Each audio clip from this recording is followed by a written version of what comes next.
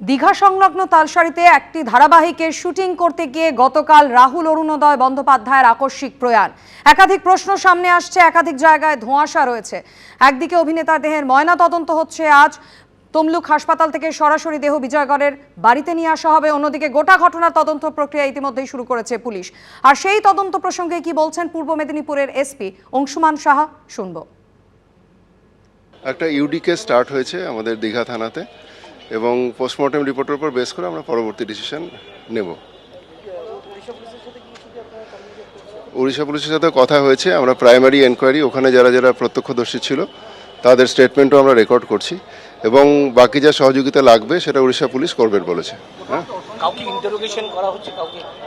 না আপাতত আমরা এখন পোস্টমর্টেম নিয়ে এটা ফর্মালিটিগুলো কমপ্লিট করি, বাকি যদি তদন্তের প্রয়োজন হয় এবং অভিযোগ পাওয়া যায় এবং পোস্টমর্টেম রিপোর্টের বেসিসে যা যা করণীয় অফিসিয়াল ফর্মালিটিস যা আছে আমরা করব।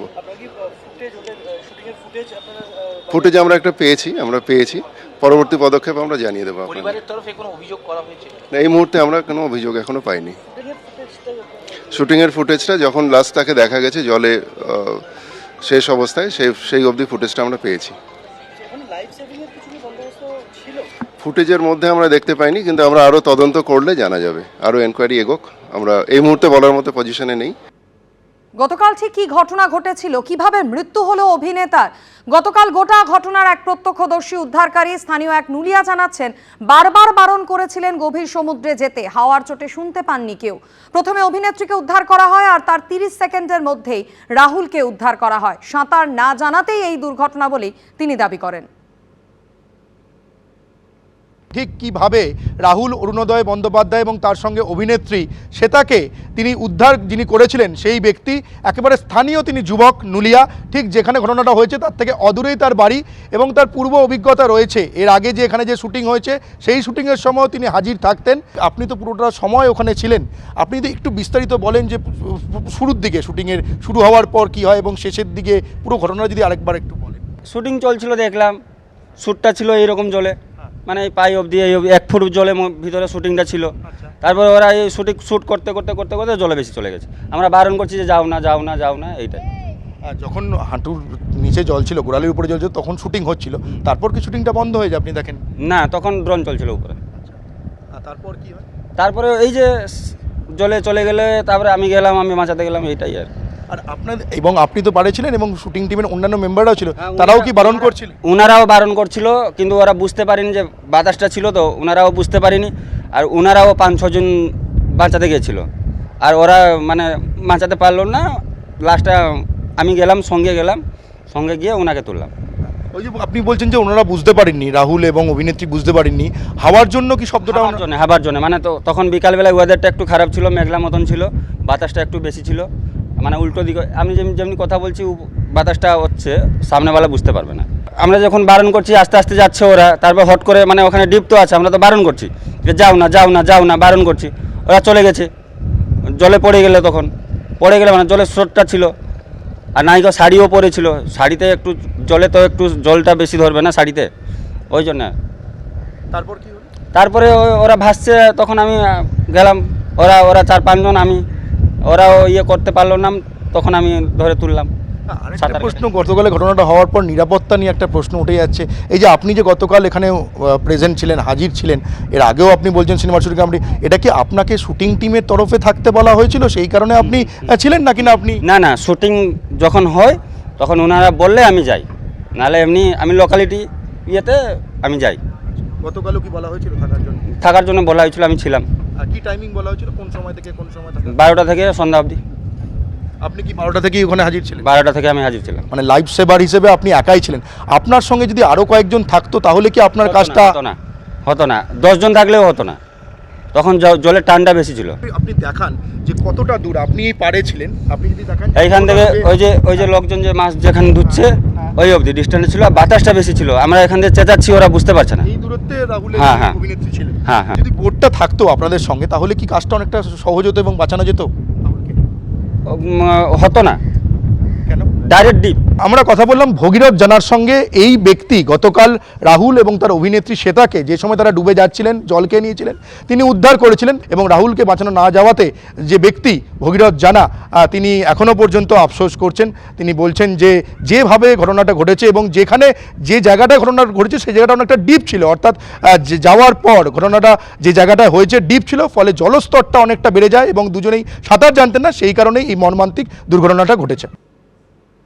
এদিকে ওড়িশা পুলিশের তরফ থেকে দাবি করা হচ্ছে দুপুরে সমুদ্রে নাচের দৃশ্যে শুটিং চলাকালীন চোরাবালিতে ডুবে যান রাহুল বন্দ্যোপাধ্যায়। শুটিং এর কোনো অনুমতি ছিল না, যদিও শুটিং স্টাফরা দাবি করছেন অনুমতি ছিল। বলেছে যে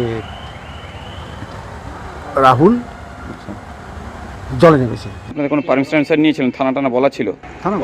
হ্যাঁ, নিরাপত্তা তো আমরা করেছি, দিদিরা করেছি, নিজের থেকে দেওয়া। আপনাকে জলে নামতে মানা করেছে, মানা করেছে, বারবার জল আনতে নেমে গেছে। স্থানীয় এবং প্রত্যক্ষদর্শীর সঙ্গে কথা বলে যে জায়গায় ঘটনাটি ঘটেছে সেই জায়গার ঘটনাস্থলটি আমার সহকর্মী শ্যামলকে দেখাতে বলবো।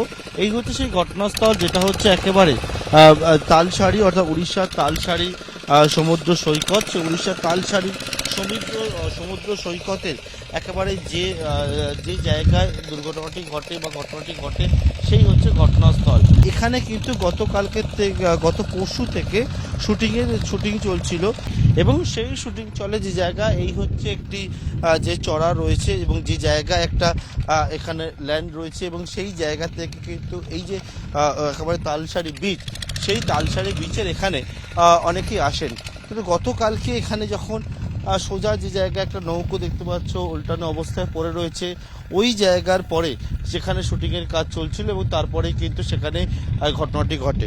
স্থানীয়রা কি বলছেন? স্থানীয়রা বলছেন যে যখন এই যে জায়গা, এখানে খুব বেশি জল ছিল না, কারণ সেই সময় ভাটা চলছিল এবং যখন ভাটা ছিল সেই সময় কিন্তু অভিনেতা রাহুল তার সহ অভিনেত্রী তারা একসঙ্গে যখন ওই জায়গাটায় ছিল, শুটিং টিমও ছিল কিছুটা পাশেই, এবং সেই সময় কি হয়, তারা সমুদ্রের যে জায়গায় পৌঁছে যায় তখনই কিন্তু প্রথমেই অভিনেত্রী, স্থানীয়রা যেমনটা বলছেন, তিনি পড়ে যান। তারপর রাহুল সেখানে যায় এবং যাওয়ার পরবর্তীকালে ওখানে চোরা বালি রয়েছে, সেখানে অভিনেতা তলিয়ে যান, আটকে যায় এবং যে সময় ঘটনাটি ঘটে সেই সময় ভাটা ছিল যেহেতু, এবং তারপরেই হঠাৎ করে তার পরবর্তীকালে জোয়ার সবে শুরু হচ্ছিল এবং তখনই এই রকম একটা মর্মান্তিক যে দুর্ঘটনা বা সেটা ঘটে এবং যখন জোয়ার শুরু হয় তখন অভিনেতা যে জায়গায় ছিল সেই জায়গায় কিন্তু একেবারে তিনি আটকে যান।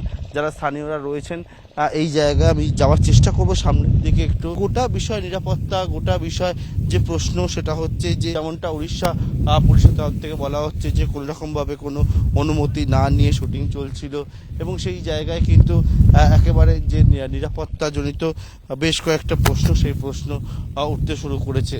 যে ঘটনাস্থল সেটা হচ্ছে এই যে জায়গা যেখানে এখনো জোয়ার রয়েছে, ভাটা শুরু হয়েছে, আর কিছুটা পর সেই জায়গাটাকে একেবারে যে জায়গায় চড়া রয়েছে বলে স্থানীয়রা জানাচ্ছেন চোরাবালি, সেখানে এই দুর্ঘটনাটি ঘটে এবং কিভাবে ঘটলো সেই সমস্ত বিষয় পরবর্তীকালে পুলিশ খতিয়ে দেখবে। এখানে দেখতে পাচ্ছ যে একের পর এক বোট দাঁড়িয়ে রয়েছে এবং সেই বোটগুলো হচ্ছে যারা পর্যটক রয়েছে তাদেরকে নিয়ে এখানে ঘোরায়।